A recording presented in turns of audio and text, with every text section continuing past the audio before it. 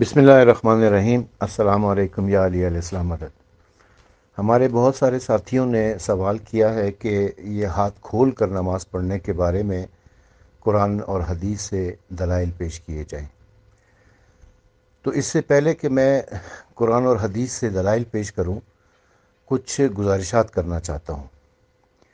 وہ یہ ہے کہ نماز، روزہ، حج اور زکوٰۃ یہ چار ایسی عبادات ہیں جو تمام انبیاء پر اور تمام انبیاء کی امتوں کے اوپر فرض رہی ہیں۔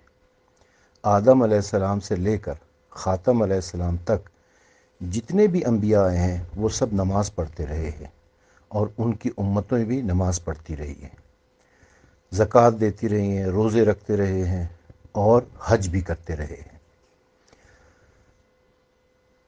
نماز کس طریقے سے پڑھی جاتی تھی؟ یعنی آدم علیہ السلام سے لے کر مسیح علیہ السلام تک جو انبیاء تھے وہ کس طریقے سے نماز پڑھا کرتے تھے، ان کی عبادت کا طریقہ کیا تھا؟ دیکھیں، قرآن مجید شریعت اسلامی ہے، شریعت محمدی ہے۔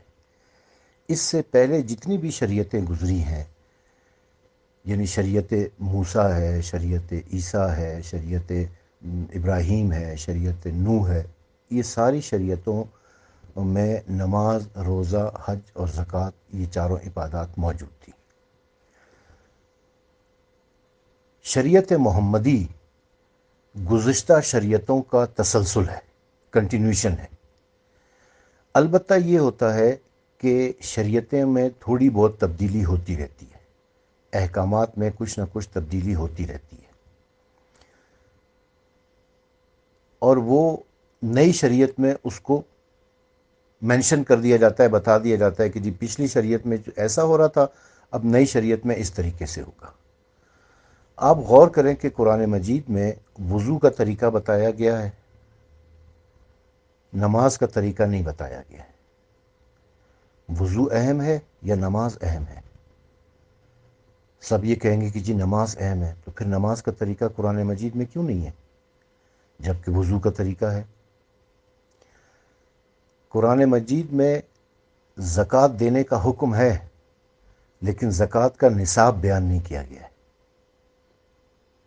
قرآن مجید میں روزہ رکھنے کا حکم ہے، اور ساتھ ہی یہ بھی بتا دیا گیا کہ روزہ یہاں سے یہاں تک رکھو، یعنی صبح صادق سے لے کر رات ہونے تک اپنے روزے کو پورا کرو۔ حج کے بہت سارے جو اراکین ہیں وہ ان کا ذکر قرآن مجید کے اندر موجود ہے۔ کیا وجہ ہے کہ بعض چیزیں قرآن مجید میں ہیں، بعض چیزیں نہیں ہیں؟ جو چیزیں، جو احکامات پچھلی شریعتوں میں موجود تھے، ان احکامات کو ان احکامات میں کوئی تبدیلی نہیں کی گئی ہے، تو وہ شریعت محمدی میں بھی اسی طریقے سے جاری رہیں گی۔ لیکن اگر شریعت محمدی میں کوئی نئی چیز متعارف کی گئی ہے، کوئی نئی چیز انٹروڈیوس کی گئی ہے، یا پچھلی شریعتوں کے مقابلے میں اس میں کچھ تبدیلی کی گئی ہے، تو اس کا ذکر شریعت محمدی میں یعنی قرآن مجید میں آ گیا ہے، یا رسول اکرم صلی اللہ علیہ وآلہ وسلم نے بتا دیا ہے۔ مثال کے طور پر پچھلی شریعتوں میں روزہ 24 گھنٹے کا رکھا جاتا تھا، تو جب مسلمانوں کے اوپر روزہ فرض ہوا ہے تو 24 گھنٹے کا تھا، لیکن بعض لوگوں نے رات کے وقت، بعض صحابہ کرام نے رات کے وقت اپنے ازواج کے ساتھ ہم بستری کر لی، جس کی روزے میں اجازت نہیں ہے، اور پھر وہ صبح رسول اکرم کے پاس آئے اور انہوں نے بتایا کہ جی ہم سے تو یہ ہو گیا ہے۔ تب اللہ تعالیٰ نے سورہ بقرہ کی آیت نمبر 186 نازل کی اور یہ کہا کہ ٹھیک ہے، اب تم رات کے وقت جو ہے اپنی بیویوں کے پاس جا سکتے ہو، یعنی رات کو تم روزہ نہ رکھو، صبح صادق سے لے کر رات ہونے تک اپنے روزے کو پورا کر لیا کرو، اور پھر باقی رات کا جو حصہ ہے اس میں تمہارا روزہ نہیں ہوگا، اس میں تمہاری ازواج کے ساتھ ہم بستری کرنا جائز قرار دے دیا گیا ہے۔ تو یہ تبدیلی آئی شریعت کے اندر۔ آپ دیکھیں کہ عیسائی اور یہودی جو ہے وہ ابھی بھی 24 گھنٹے کا روزہ رکھتے ہیں، تو چونکہ تبدیلی آئی تھی اس لیے اس کا ذکر کر دیا گیا۔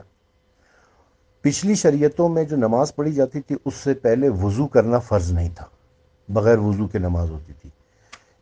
شریعت محمدی صلی اللہ علیہ وآلہ وسلم میں چونکہ وضو کو فرض کیا گیا، لہٰذا وضو کا طریقہ بتا دیا گیا کہ اس طریقے سے وضو کرنا ہے، سورہ مائدہ کی آیت نمبر 6 میں۔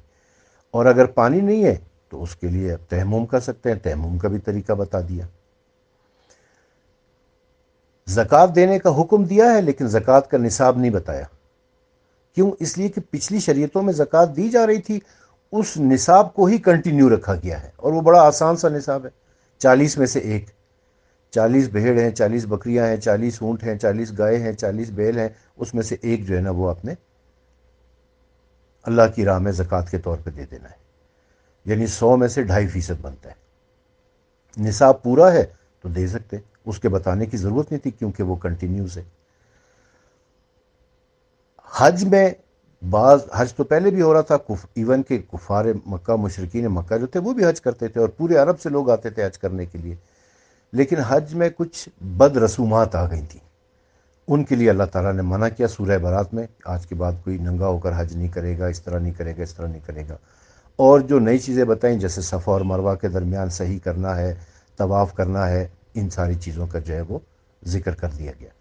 تو مقصد کہنے کا یہ ہے کہ جو پرانی شریعتیں تھیں اور ان شریعتوں کے وہ احکامات جو شریعت محمدی میں جاری رہنے تھے، ان کو جاری رکھا گیا ہے، ان کا ذکر کرنے کی ضرورت نہیں تھی کیونکہ وہ پہلے سے چلے آ رہے تھے۔ اور جو نئے احکامات ہیں ان کو متعارف کرا دیا گیا، ان کا ذکر قرآن مجید میں کر دیا گیا کہ اب یہ تم نے کرنا ہے۔ اب اب نماز کا طریقہ پرانی شریعتوں میں کیا تھا اس کو ہمیں دیکھنا ہوگا۔ اس کے لیے آپ پرانی شریعتوں کی کتاب اٹھا کے دیکھیں گے۔ اب پرانی شریعتوں کی کتاب جو ہے وہ ہمارے پاس اویلیبل نہیں ہے، تورات اویلیبل نہیں ہے، انجیل اویلیبل نہیں ہے، لیکن بائبل کی صورت میں ہمارے پاس کچھ نہ کچھ موجود ہے۔ تو بائبل کو اٹھا کے دیکھیں گے کہ وہاں پر کیا طریقہ ہوتا تھا۔ بائبل میں 3 اوقات میں ہی نماز پڑھنے کا طریقہ ہے، اور بائبل میں ہاتھ کھول کر ہی نماز پڑھنے کا طریقہ ہے۔ اس کا میں ریفرنس آپ کو بعد میں دے دوں گا۔ اب ہم آ جاتے ہیں کہ جب یہ طریقہ پہلے سے چل رہا تھا تو پچھلی شریعتوں کی جو کنٹینیوشن ہے وہ جاری رہی یہاں پر شریعت محمدی میں بھی۔ وہی طریقہ نماز کا جو پچھلی شریعتوں میں تھا، وہی طریقہ شریعت محمدی صلی اللہ علیہ وآلہ وسلم میں جاری رہے گا۔ اس کا ذکر کرنے کی ضرورت نہیں تھی، اس لیے کہ وہ تو کنٹینیوشن ہے۔ لیکن اللہ تعالیٰ نے محکم آیت اگر بیان نہیں کی نماز کا طریقہ بیان کرنے کے لیے، لیکن متشابہ آیت ضرور بیان کر دی۔ کیوں؟ اس لیے کہ اللہ تعالیٰ کو پتہ تھا، اللہ تعالیٰ کے علم میں یہ بات تھی کہ آگے جا کر مسلمان